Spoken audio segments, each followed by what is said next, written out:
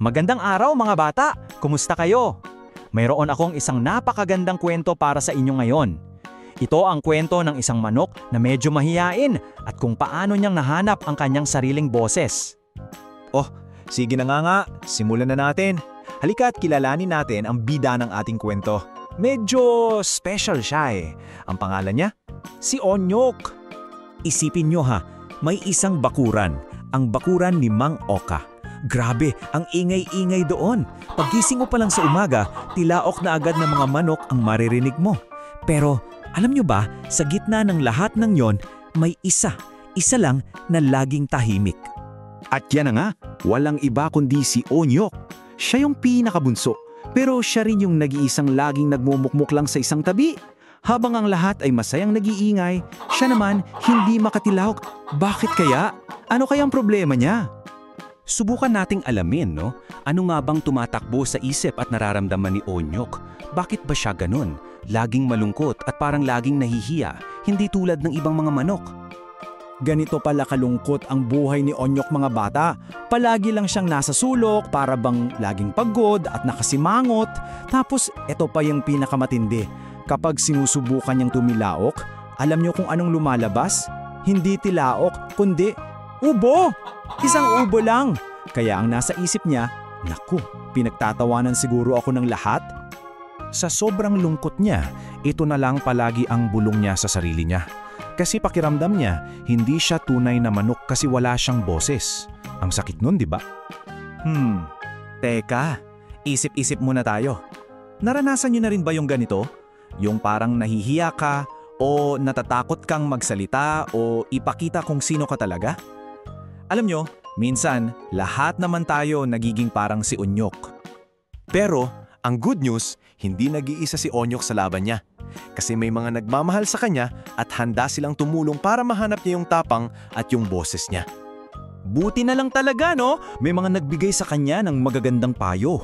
Una, yung kaibigan niyang si Cook, sabi niya, Onyok, ensayo lang yan, huwag kang matakot, kaya mo yan.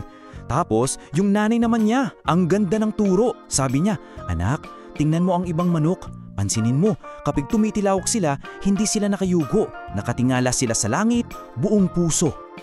At dahil sa mga payo na yon, wow! Nagkaroon ng lakas ng loob si Onyok na subukan.